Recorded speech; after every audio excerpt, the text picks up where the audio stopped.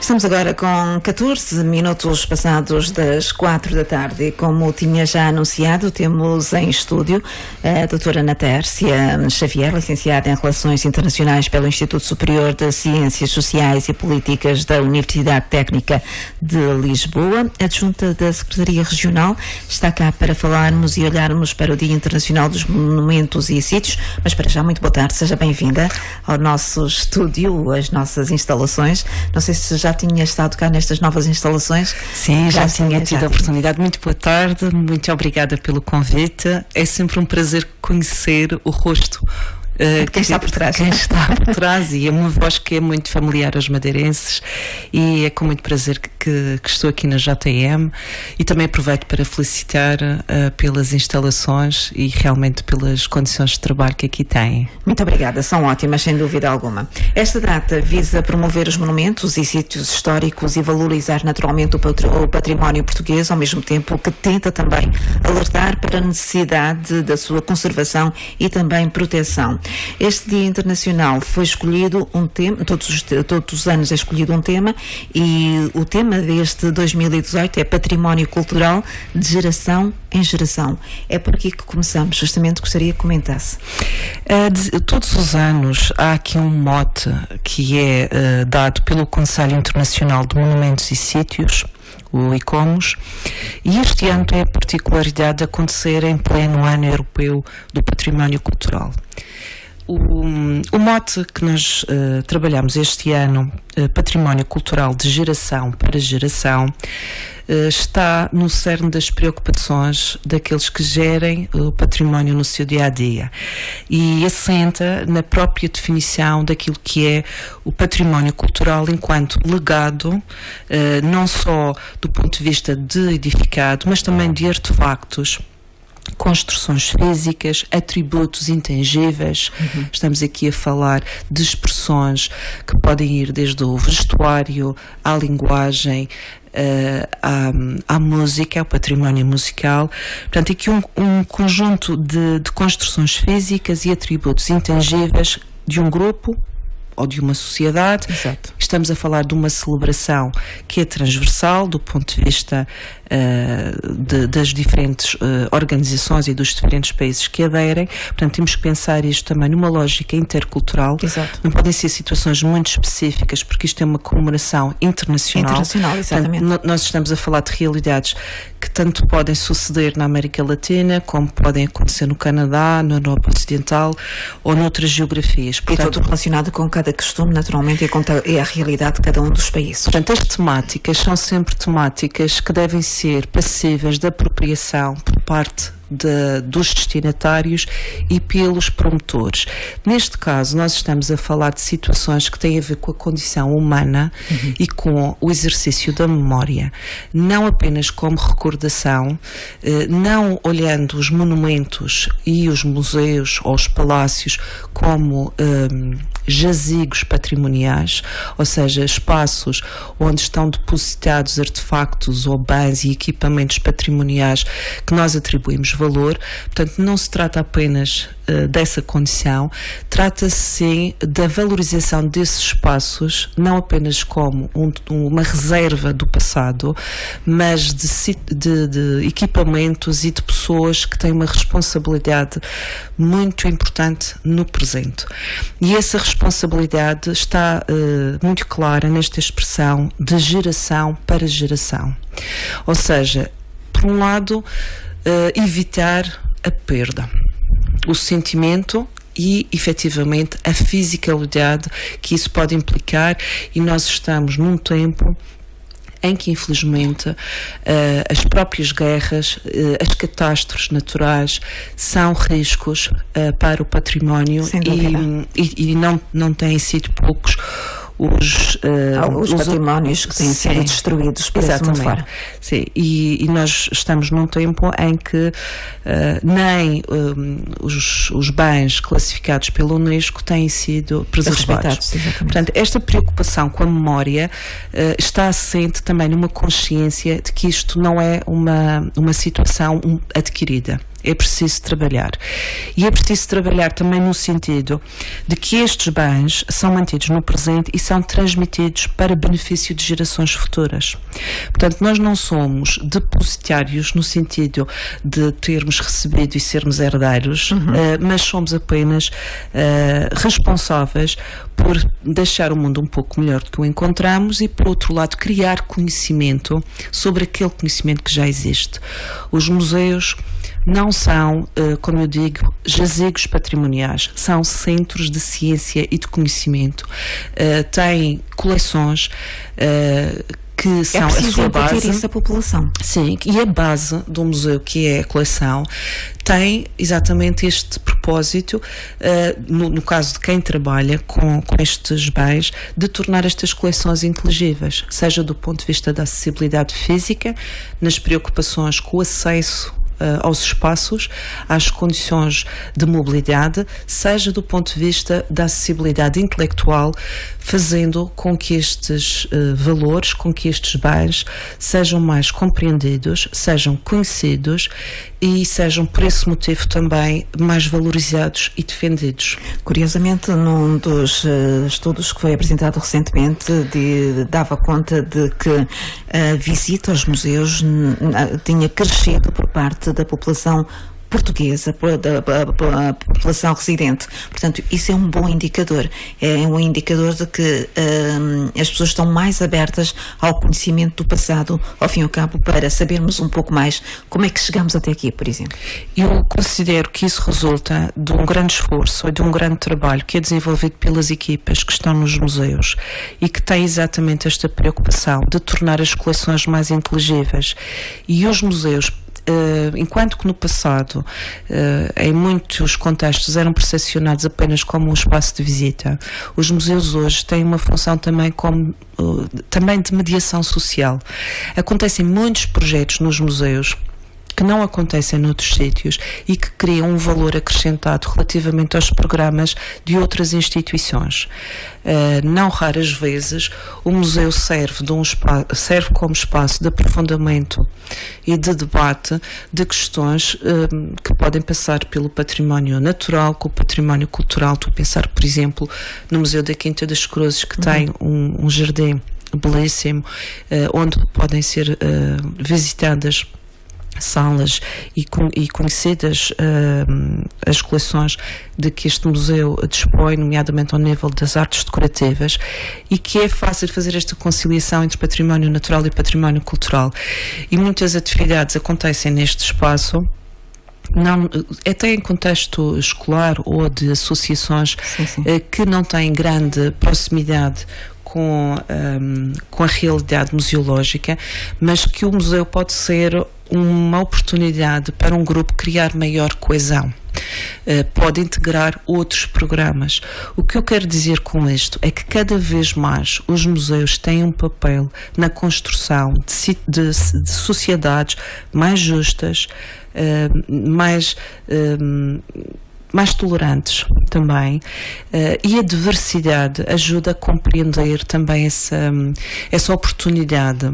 Se calhar encontrou-se aqui um método diferente de serviços educativos. Exatamente, de chegar até mais próximo às populações. Tem toda a razão, e isso resulta de um investimento muito grande que foi sendo feito ao nível do serviço educativo. O serviço educativo, ao contrário do que algumas pessoas possam eventualmente considerar, não é um ateliê, não é uma ocupação de tempos livres. Há outras instituições que fazem isso. O serviço educativo, no contexto museológico, resulta desta necessidade de tornar as coleções mais acessíveis do ponto de vista intelectual. E o serviço educativo pode ser composto por várias ferramentas, desde conferências temáticas para públicos mais especializados ou de cariz mais académico, como pode ser constituído por jogos e dinâmicas para crianças dos 6 aos 10 anos, como também pode ser a partir de ferramentas que, não sendo da mesma época, por exemplo, do projeto expositivo, possam ajudar a compreender. E há aqui uma diversidade de temas e de abordagens que tem enriquecido muito o ponto de partida, que neste caso é a exposição temporária ou a exposição permanente e oferta do museu. Dizer que nós aqui na Madeira temos um belíssimo exemplo com a oferta dos museus na região, e inclusive um deles que celebra 25 anos de serviço educativo no próximo ano, que é o Museu de Arte Sacra do Funchal. Exatamente, portanto que está de parabéns, sem dúvida alguma. Em todas estas iniciativas levadas a cabo pela Secretaria Regional do Turismo e Cultura, há uma que tem uma particular relevância, que é a Igreja Matriz da Nossa Senhora da Conceição em Machico. Quer-nos falar sobre? Sim, este projeto foi um projeto que eu tive a oportunidade de conhecer de perto, porque foi sinalizado na altura pelos serviços como uma grande urgência de intervenção, e a própria fábrica paroquial de Machico estava muito empenhado, o Sr. Cónigo estava muito empenhado na recuperação e na intervenção que era urgente e que já estava sinalizada desde 2005. Em 2016 nós submetemos uma candidatura ao FEDER que veio a ser aprovada em 2017, em março, e que permitiu realizar esta intervenção com uma grande celeridade. Portanto, esta obra, uma obra da responsabilidade da Secretaria Regional de Turismo e Cultura, através da DRC, permitiu a consolidação das abóbadas laterais das capelas da Igreja Matriz de Machico. Este património estava em risco.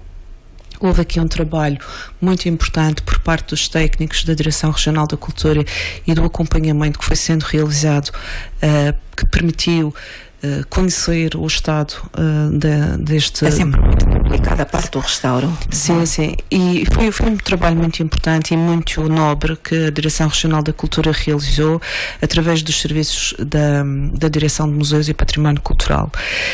Dizer que esse projeto, essa candidatura, tinha várias componentes. A primeira componente era a componente da empreitada, que permitiu realmente realizar este investimento, e foi feito integralmente no ano 2017, portanto foi feita esta obra.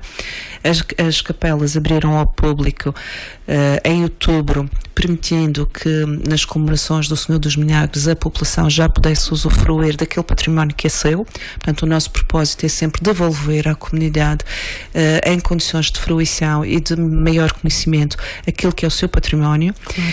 E por outro lado, também sentimos a necessidade de criar mais informação e fazer uma ligação mais clara entre aquele património que não é só o das capelas, mas o da própria Igreja Matriz, disponibilizando em português e em inglês, através de um guia que vai ser apresentado hoje e que também está financiado ao abrigo deste programa, desta candidatura que nós fizemos ao FEDER, ao programa Madeira 1420. Este pequeno guia, que tem uma grande portabilidade, como a Mariana pode ver. Exatamente. É um guia muito portátil. É um guia da Rita Rodrigues. Exatamente, que está escrito em português e tem aqui esta parte em inglês. Permite ter uma leitura muito clara e sintética também sobre este imóvel e sobre o património que pode ser visitado. Esta ligação é uma ligação importante entre turismo e cultura. O turismo pode ser e deve ser um suporte importante para a cultura, na medida em que cria também outras necessidades de conservação, de preservação, valorização, e isto é um exemplo de uma integração em circuitos turísticos, porque depois é disponibilizada mais informação com este tipo de brochuras e de dispositivos que também podem ser vistos em MUPIs, que estão espalhados também na cidade, e que ajudam a conhecer melhor este património. O turismo é importante em termos da valorização da cultura, e a cultura é cada vez mais compreendida e entendida como um ativo que vale por si. Exatamente. E ainda esta semana li um artigo do professor Augusto Mateus que reforçava justamente isso, o potencial da cultura, e isto é cada vez mais evidente e não deve ser visto de forma condescendente como uma situação que deva ser secundarizada. É mesmo um ativo económico muito importante, mas também não deve ser visto apenas numa perspectiva financeira, porque a criação é uma responsabilidade que assiste ao Estado, e se não existissem mecenas e criadores no século XV e XVI, nós hoje não tínhamos este património. Sem dúvida alguma, só para em nota de rodapé em relação a esse livro, que vai ser apresentado hoje pelas 21h30.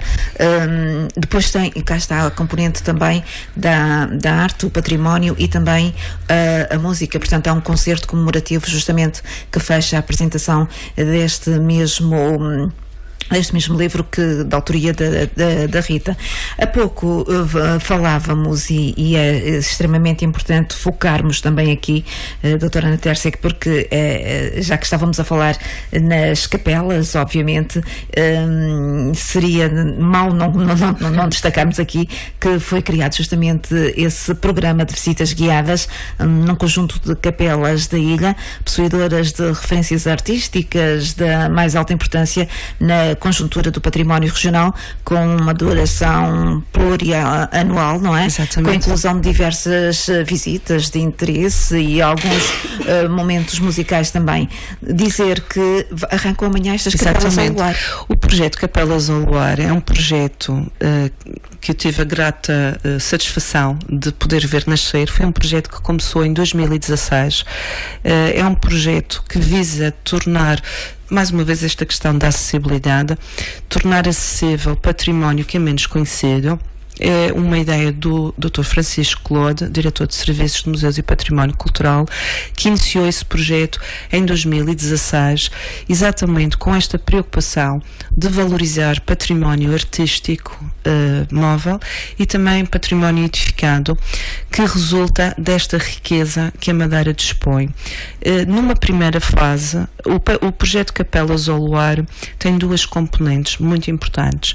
Uma é a mais visível e mais mediática, por assim dizer, que resulta das visitas que são organizadas e que começam nesta data, portanto, entre o dia dos monumentos e sítios e termina na altura do Dia Internacional dos Museus. Normalmente são 5, 6, 7 capelas por ano. No primeiro ano, estas capelas, e já vai perceber porque eu digo que tem estas duas vertentes, portanto, tem uma parte mais visível, que são estas visitas guiadas que acontecem conduzidas por especialistas na área da história e da história da arte, seguidas de um momento musical. Normalmente são visitas de meia hora, que permitem compreender particularidades do património artístico daquela capela. E por que motivo é que estão nessa localidade? Exatamente. Estou a pensar no caso da Calheta, que é muito rica exatamente por causa do ouro branco, da cana-de-açúcar. Exatamente. E segue-se depois um momento musical que no primeiro ano resultou de uma colaboração com o Conservatório, no ano passado já com a Orquestra Clássica e este ano também com a Orquestra Clássica da Madeira. Portanto, muitas iniciativas sem margem para dúvidas que compõem estas Capelas ao Luar, com muitas visitas guiadas e muita gente também a aderir. Sim. A outra parte importante é que estas capelas, quando são visitadas, elas podem estar em fases diferentes daquilo que é a vontade de intervenção, porque o projeto Capelas ao Luar tem associado um programa de conservação e restauro que resulta de investimento do Governo Regional. E foi o exemplo, a Capela do Corpo Santo, que quando foi integrada no programa em 2016, estava no final de um ciclo de intervenção de conservação e restauro. O mesmo com a Capela dos Reis Magos, na Calheta, e outras estariam numa fase de sinalizar o início, como é o caso da Capela da Nazaré, ao nível do património azulejar, que é uma vontade que nós temos de intervencionar, e outras... É uma capela muito bonita. Sim, sim. Sem dúvida alguma. Peço desculpa. Não faz mal. Mas isto para dizer que não é apenas visitar, é dar a conhecer, chamar a atenção e depois ter este programa, que não pode ser feito tudo ao mesmo tempo, por vários motivos, também de ordem financeira e dos trâmites normais de contratação pública, que têm os seus tempos, mas dizer que este programa também tem esta preocupação de ir intervencionando estes espaços. Isto não quer dizer que aconteça no ano em que as visitas são feitas, mas poderá vir a incluir um programa de conservação e restauro. E estas capelas são escolhidas exatamente pela sua riqueza e pela sua importância do ponto de vista patrimonial. Exatamente, tanto mais que de ano para ano tem-se notado que há mais capelas a visitar, há mais capelas convidadas, mais coisa, menos coisas. Este ano em concreto são mais 5 que juntam-se àquelas que já existiam. Dizer que estas capelas, algumas são privadas, outras são públicas, algumas podem ser visitadas e outras não. E o projeto acaba por ser muito interessante, exatamente por permitir esta possibilidade de visita. Eu, no ano passado, por exemplo, estive numa capela em Santa Luzia, que é uma capela privada, e que foi uma belíssima oportunidade para visitar. E isto sucede também com outras que estão integradas este ano. Portanto, é importante esta oportunidade também de tornar o património mais acessível, porque por vezes alguns destes espaços estão fechados por falta de recursos humanos para poder ter um serviço de atendimento. Depende dos proprietários. E esta também é uma oportunidade de ficar a conhecer este património. Não é possível fazer tudo, mas aquilo que é feito, eu penso que está a ser feito de forma a ser um trabalho coerente, consistente e continuado, e acompanhado também deste investimento, que não sendo no mesmo ano das visitas, por exemplo, no caso da Capela das Neves, que foi também uma capela que constou do programa 2016, foi feito um programa também de conservação e restauro de obras de arte desta capela. Portanto, é um programa que pode durar mais de um ano. Há muitas capelas que precisam da sua da intervenção. E em alguns casos pode ser uma situação de um retábulo, pode ser a situação de uma pintura ou de algum elemento pétreo, mas aqui a preocupação, por um lado, o Governo Regional só pode fazer investimento em imóveis classificados de interesse público, nós não podemos fazê-lo em espaços privados que não disponham deste tipo de classificação, porque é injustificado, como deve compreender. E este também é um exemplo que poderá eventualmente estimular outros comportamentos ao nível da responsabilidade civil por parte de empresas ou até de mecenas ao abrigo da lei do mecenato. Sem dúvida alguma que sim. Já que falávamos há pouco da Calheta, exatamente, já que falávamos há pouco da Calheta, há na Calheta também, e hoje concretamente, inserido também neste Dia Internacional dos Monumentos e Sítios, um grande projeto. Sim, eu gostaria de destacar aqui esta iniciativa, porque normalmente, para já dizer que durante este dia nós estamos a falar de mais de 600 atividades que são organizadas por cerca de 540 entidades em 160 concelhos, de acordo com a divulgação que a Direção-Geral do Património Cultural fez. Portanto, estamos a falar aqui de um número impressionante, 600 atividades é qualquer coisa num dia. E muitas delas, se calhar, nem estão listadas no site e acontecem de forma espontânea, o que eu acho muito meritório e mostra uma consciência do ponto de vista da cidadania que é de louvar. Inclusive ainda hoje via um hotel no continente que anunciava e que se associava à divulgação do património do município onde se encontrava. No caso da Calheta, o SEDEX, que é um centro de estudos que está localizado na Calheta, mais especificamente no Centro Cívico do Arco, é um centro de estudos que tem desenvolvido várias atividades de proximidade com a comunidade e que tem procurado olhar o património da Calheta de diferentes formas.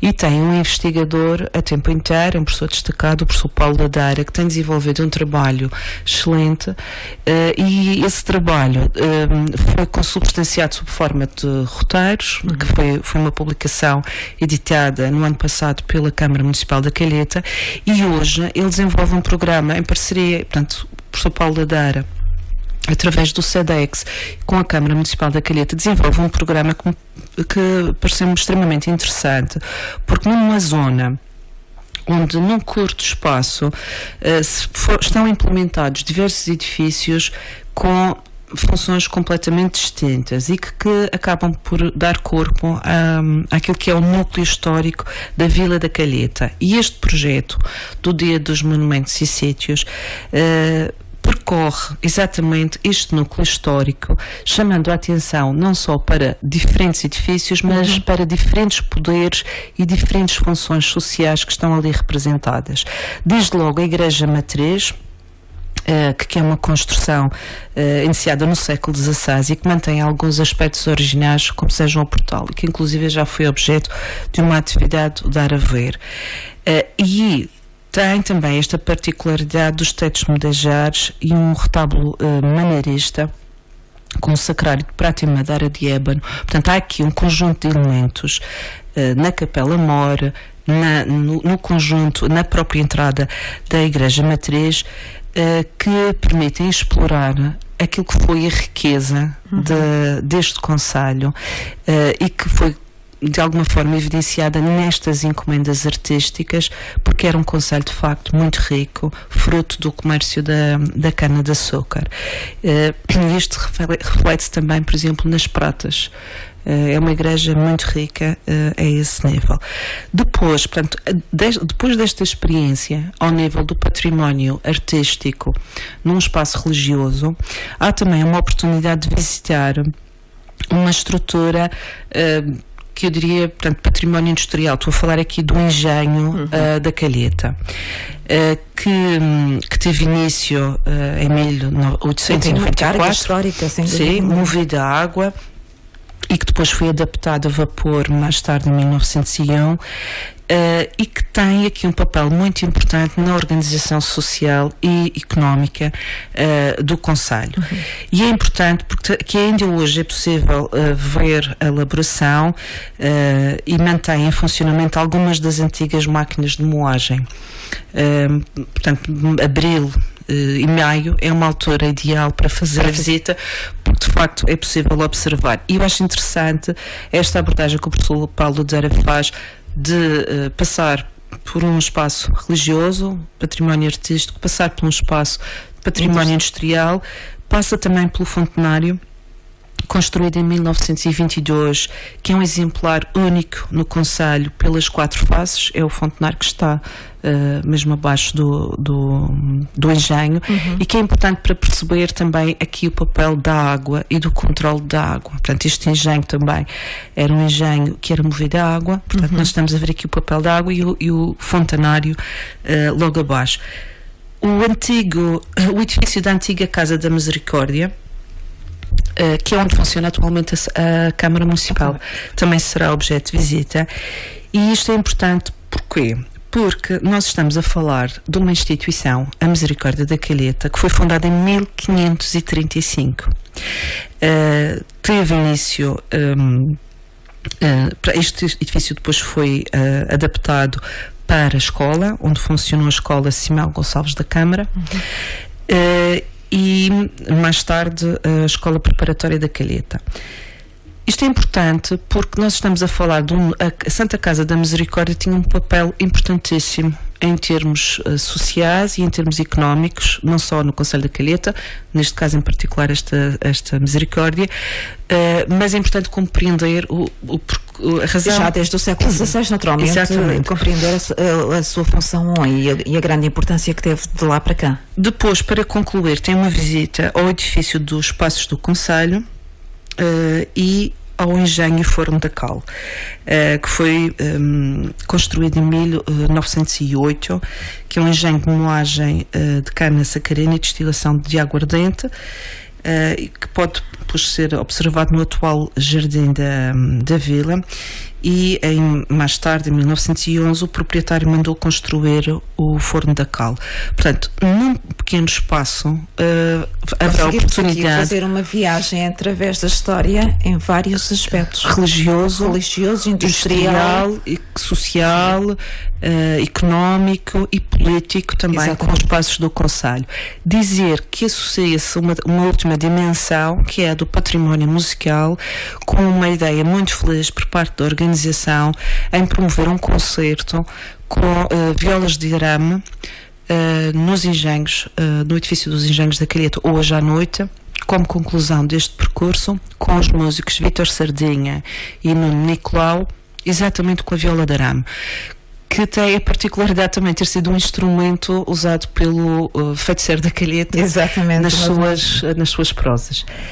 Mas a viola de arame realmente é muito importante na história da música tradicional da Madeira, e eu achei que realmente foi muito inteligente da parte da organização ter conseguido criar este programa e esta atratividade para o Conselho.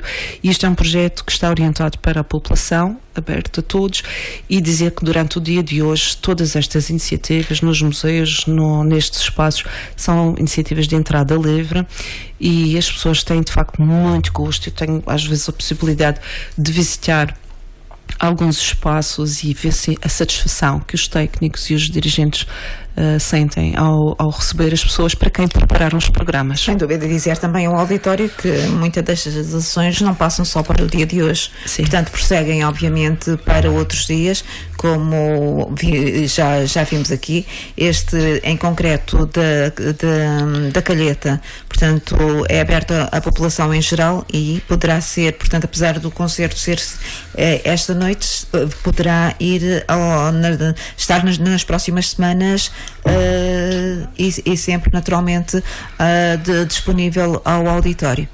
É isso. O concerto é só hoje. O concerto é só hoje. Sim. Este concerto... Mas todo o resto poderá ser visitado? Sim. A Igreja Matriz da Calheta é uma igreja que está aberta ao público. É preciso compreender que há muitos espaços de uma grande riqueza artística que também são espaços de culto. E é necessariamente, quando decorre a celebração, não é recomendado que estejam a decorrer visitas, e claro, isso é sempre acautelado. Claro. Mas estes espaços de culto são espaços que os seus párocos têm também atenção e até valorizam a possibilidade das visitas, e são procurados por turistas, e cada vez mais a Calheta também é um espaço aprazível para conciliar estas componentes de mar, de serra e de cultura, que tem muito para oferecer. Sem dúvida alguma, 3 em 1 que te fazem as delícias. Portanto, doutora Ana Tércia, não sei se quererá acrescentar mais alguma coisa a esta nossa conversa, neste que é um dia que se olha a fundo para o Dia Internacional dos Monumentos e Sítios, com o tema que já deixámos para trás, património cultural de geração em geração, já foi aqui explicado também.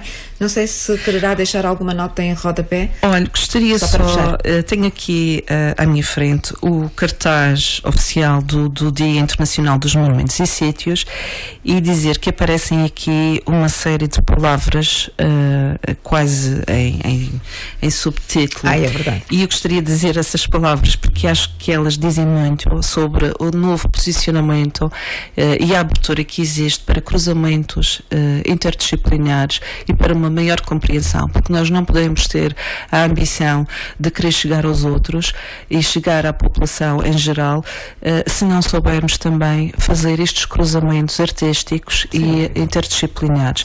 E as palavras que aparecem aqui são teatro e arte, música e festivais, formação e educação, família e entretenimento, desporto e aventura, e todos. Portanto, arte dentro da arte. Sim, a cultura é isto. Todos. Todos juntos. Todos juntos. Obrigada, foi um prazer tê-la connosco, e naturalmente fica o convite para todo este programa que é elaborado pela Secretaria Regional do Turismo e Cultura para toda a gente, naturalmente, não é só para os turistas, é para toda a gente visitar os museus, visitar os sítios, essas capelas ao luar que também são fantásticas e que naturalmente dão-nos e fazem-nos viajar na história por trás de tudo aquilo que nos podem oferecer. Sem dúvida alguma, temos aqui muita riqueza para o nosso próprio conhecimento. Muito obrigada. Foi mesmo um prazer. Muito obrigada.